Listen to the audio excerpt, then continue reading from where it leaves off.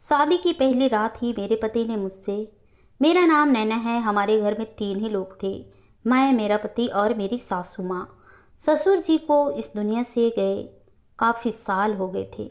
हमारी शादी को 5 साल गुजर गए थे। एक दिन मेरी सास दोपहर का खाना खा रही थी। अचानक कहने लगी, बहू, तुम्हारी शादी को 5 साल हो गए हैं, अभी तक तुमने हमें पोता या पोती का मुंह नहीं दिखाया। आखिर बच्चा कब होगा?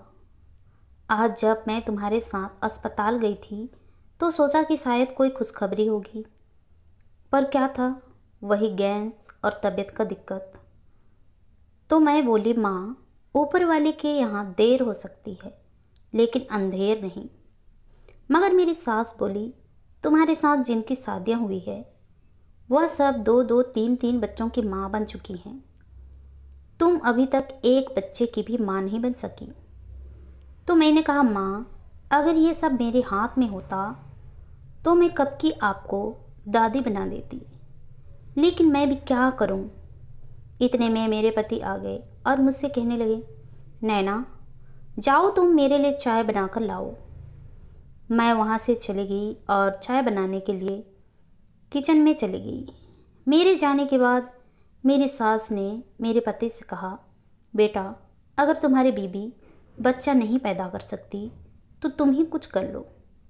मेरा पति बोला, माँ, आखिर बच्चा तो आपकी बहू को ही पैदा करेगी, इसमें मैं क्या कर सकता हूँ। इस पर मेरी सास बोली, तुम क्यों नहीं कुछ कर सकते, कम से कम दूसरी शादी कर सकते हो, बच्चे तो पैदा हो जाएंगे। तो मेरे पति बोले, माँ, मैं तो शादीशुदा हूँ, मुझसे भला कौन शादी करेगा। तो मेरी सास बोली, मेरी एक दोस्त है, उनकी बेटी का नाम नेहा है, कम उम्र की लड़की है, अभी कुंवारी है, तेरी और उसकी जोड़ी बहुत अच्छी लगेगी। मैं ये नहीं कहती कि तू नैना को तलाक दे दे, उसको भी अपने साथ रख ले। तेरा अपना अच्छा खासा कारोबार है तो बहुत आसानी से 2 बीवियों का खर्चा उठा सकता है। मैं किचन में चाय बना रही थी और ये सारी बातें सुन ली। जब मेरे पति कमरे में आया तो मैं रोने लगी। मेरे पति ने रोने की वजह पूछी। मैं बोली, मैंने आपकी और आपकी माँ की सारी बातें सुन ली है, मुझे छोड़कर दूसरी औरत को इस घर में लाना चाहते हो ना। तो मेरा पति बोला, ऐसा नहीं है नैना, वो मेरी माँ का इच्छा है और मैं अपनी माँ का इच्छा नहीं टाल सकता। और तुम्हें भी पता है, हमारी शादी को 5 साल हो गए हैं और अभी तक बच्चे का कोई नामो निशान तक नहीं है। मैं अपनी माँ को एक पोता या पोती तक नहीं दे सका। और सुनो, इस घर में तुम्हारा जो मुकाम है, तुम्हारा वही मुकाम रहेगा। मैं चुप थी। अगले दिन मेरी सास अपनी सहेली के घर अपने बेटे का रिश्ता लेकर चली गई। मेरी सास ने अपनी सहेली से अपने बेटी यानी मेरे पति के लिए उसकी बेटी नेहा का हाथ मांगा। तो नेहा की माँ बोली, मगर आपका बेटा तो पहले से शादीशुदा है। लेकिन मेरी सास बोली, हाँ, लेकिन वह शादी ना होने के बराबर है, क्योंकि मेरे बेटे की बीवी नैना बच्चे पैदा नहीं कर सकती। अगर वो वारिस नहीं दे सकती तो क्या फ़ायदा ऐसी बीवी का। मेरी सास ने आखिर अपनी सहेली को राज़ी कर लिया और फिर 2 दिन के बाद मेरे पति और नेहा का शादी हो गया। मेरे पति ने मेरी सौतन को अपने साथ घर ले आया। मेरे पति जब अपनी दूसरी बीबी यानी नेहा के कमरे में गया तो उससे कहने लगा, नेहा, अब तुम मेरे शरीर का हिस्सा बन चुकी हो। मैं पूरी कोशिश करूँगा जो प्यार, इज्जत और जो मुकाम मैंने अपनी पहली बीबी को दिया है, मैं तुमको भी वही दे सकूं। फिर मेरे पति ने नेहा को मुंह दिखाकर तोहफा दिया। तो नेहा बोली, मेरे पास भी आपके लिए एक तोहफा है। मेरे पति बोले, मुझे कोई तोहफा नहीं चाहिए, मेरे पास घर, गाड़ी, पैसा सब कुछ है, यहाँ तक बीवी भी पहले से मौजूद है, लेकिन एक चीज़ की बहुत कमी है और उसके बगैर यह सब चीज़ बेकार लगती है। मेरी यह ख्वाहिश है कि मेरे घर के आंगन में मेरी गोद में एक छोटा सा बच्चा खेले। बस मुझे तुमसे यही चाहिए और मेरी माँ की भी यही ख्वाहिश है। तो नेहा बोली, हाँ, मैं आपकी ख्वाहिश ज़रूर पूरी करूँगी। अगले दिन मैंने सबके लिए नाश्ता तैयार किया। मेरी सास बोली, बहू क्या मेरा बेटा और नेहा अभी तक नाश्ते के लिए नहीं आए? तो मैं बोली, नहीं माँ। इसके थोड़ी देर के बाद मेरा पति अपने कमरे से बाहर आया और बोला, माँ हलवा पूरी लेने जा रहा हूँ, आपकी बहू नेहा की फरमाइश है। मेरे पति ने माँ से पूछा और कहा, आपको भी खाना है क्या?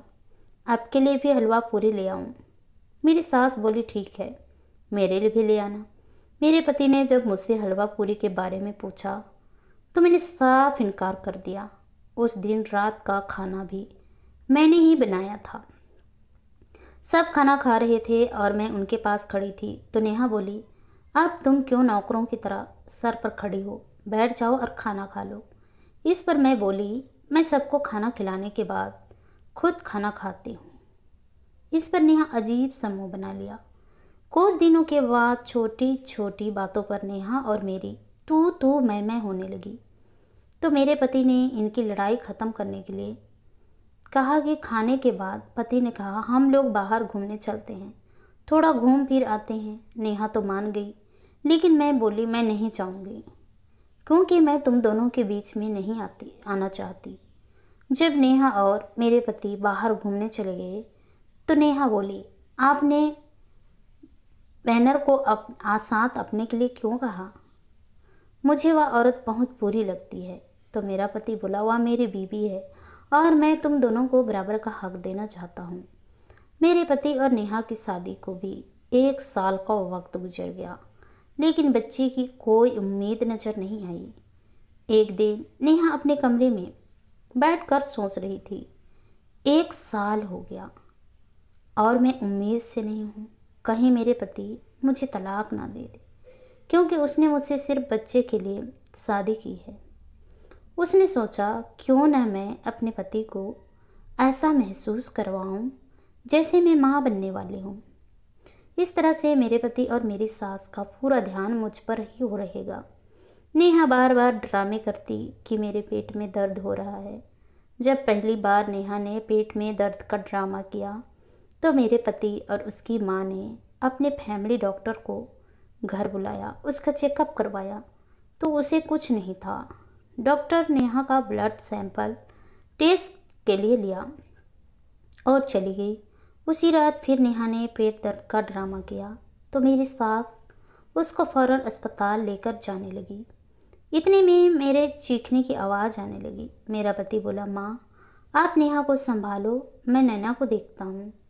तो मेरी सास बोली, अरे बेटा उसको क्या होगा, वही गैस का दिक्कत होगा, उसकी दवाई घर में पड़ी है, वो खुद दवा ले लेगी, तुमने यहाँ कुछ संभालो।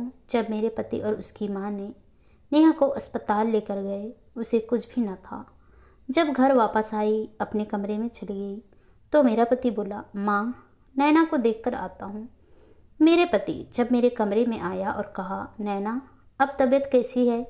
तो मैं बोली, आपको क्या लगेगा, आप तो मुझे दर्द में तड़पता हुआ छोड़कर चले गए।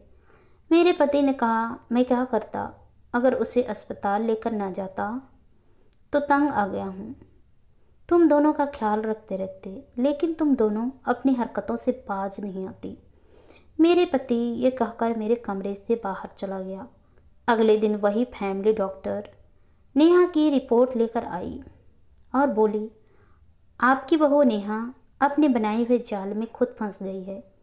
वैसी बीमारी की दवा खा रही है जो उसने है ही नहीं, और अब उसे वही बीमारी लग गई है। अब वो कभी बच्चे की माँ नहीं बन सकती। मेरी सास कहने लगी, शायद मुझे अपनी बहू नैना की बद्दुआ लग गई है, मैंने उसके साथ अच्छा नहीं किया। आज ऊपर वाले ने मुझे ये दिन दिखा दिया है। अभी मेरी सास डॉक्टर से बातें कर रही थी कि अचानक फिर मैं दर्द से चीखने लगी। तो लेडी डॉक्टर बोली, यह कौन चीख रहा है? मेरे पति ने कहा, यह मेरी पहली पत्नी है। या तो डॉक्टर ने कहा, अगर आप कहें तो मैं एक बार उसका चेकअप कर लूँ। मेरे पति ने कहा, जी ज़रूर। फिर मेरी सास बोली, मुझे तो लगता है नैना भी नेहा की तरह ड्रामे कर रही है। लेकिन जब लेडी डॉक्टर मेरा चेकअप करके बाहर आई तो उसने बताया, आपके लिए खुशखबरी है।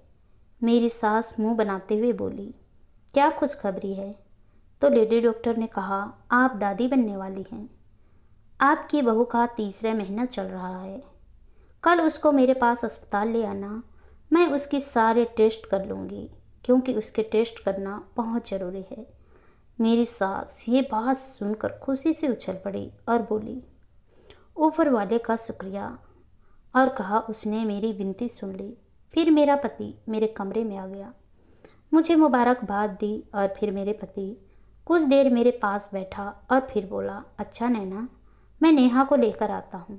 मैं बोली, जी ठीक है। इस वक्त वैसे भी उसको आपकी ज़रूरत है। जब मेरे पति नेहा के कमरे में गया तो नेहा रो रही थी और अपने कपड़े बैग में पैक कर रही थी। मेरे पति बोला, क्या नेहा तुम कहीं जा रही हो? नेहा ने कहा, जी मैं हमेशा हमेशा के लिए आपका घर छोड़कर जा रही हूँ। आपको मुझे अभी इस घर में नहीं रहना चाहिए। मैंने नैना के साथ बहुत गलत सलूक किया। मैंने उसे बहुत बुरा भला कहा। शायद उसी की सज़ा मुझे मिल गई है और मैंने आपकी और आपकी माँ की ख्वाहिशों पर भी पानी फेर दिया है। इतनी में मैं भी नेहा के कमरे में आ गई। नेहा ने मुझसे माफ़ी मांगी और फिर नेहा बोली, अब मेरी इस घर में कोई जगह नहीं है, अब मुझे चले जाना चाहिए। मैं बोली, नेहा मुझे भी तो बांझ कहा गया था। ऊपर वाले ने मेरी सोनी गोद भर दी है। मेरा बच्चा भी तो तुम्हारा ही बच्चा होगा। हम दोनों बहनों की तरह रहेंगे। हमारे बच्चों को दो माँओं का प्यार मिलेगा। यह सुनकर नेहा की आंखों में आंसू आ गए। वो मेरे गले लगकर रोने लगी। अब नेहा मेरे बेटे को अपना बेटा समझती है और मुझे अपनी बड़ी बहन समझती है। और मेरा पति भी हम दोनों बीवियों के साथ बहुत खुश है और हम सब भी बहुत खुश हैं। आशा करती हूँ दोस्तों आप लोगों को ये कहानी पसंद आई होगी। कहानी पसंद आए तो कहानी को लाइक कीजिए, शेयर कीजिए, कमेंट कीजिए और ऐसी कहानी सुनने के लिए प्लीज़ हमारे चैनल को सब्सक्राइब जरूर कीजिए। तो चलिए दोस्तों, मिलते हैं नेक्स्ट किसी नई कहानी के साथ। तब तक के लिए बाय बाय, अपना ख्याल रखिए।